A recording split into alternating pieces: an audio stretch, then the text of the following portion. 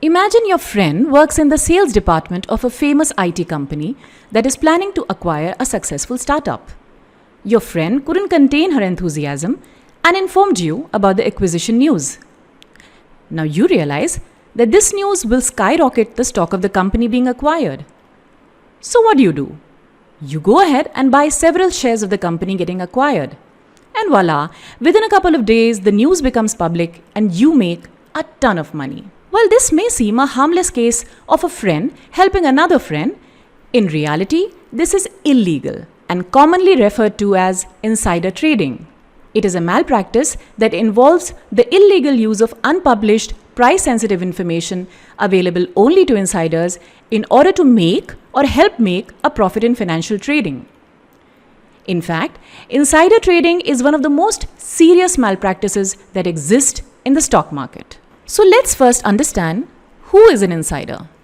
The stock market regulator SEBI defines an insider as a connected person who has access to price-sensitive information about a particular company.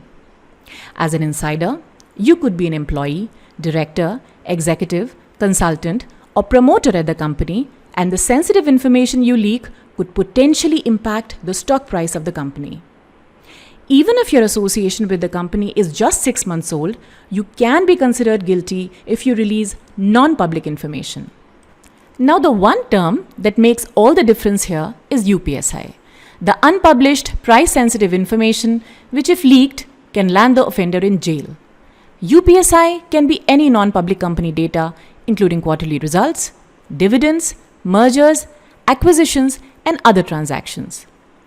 With the help of this confidential information, insiders can carry out dealings for personal benefit and leave a major impact on companies' stock performance.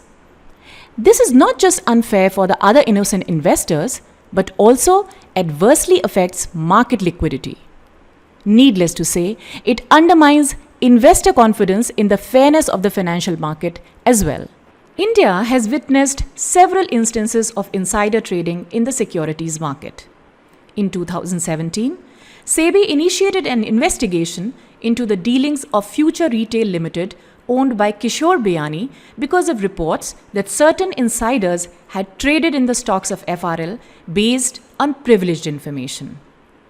In this case, the UPSI was about an impending demerger of a certain business from Future Retail, which could positively impact FRL's share price.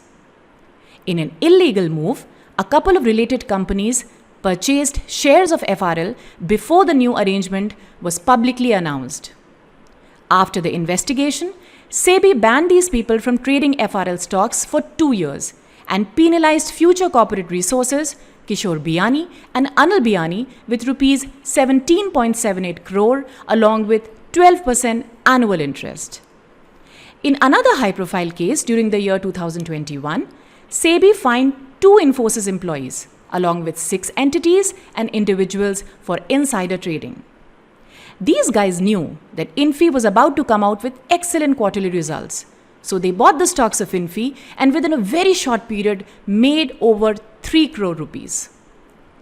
SEBI has devised strict regulations to curb illegal insider trading in India, any violations of which attract strong penalties, which include imprisonment of up to 10 years or a fine of up to 25 crores. However, the reality is that very few such cases come to light because unless a whistleblower raises the issue, it is practically impossible for SEBI or any other regulatory body to differentiate which trades are legal and which ones are done by insider trading. We can only hope that our regulatory ecosystem will get better at putting an end to insider trading.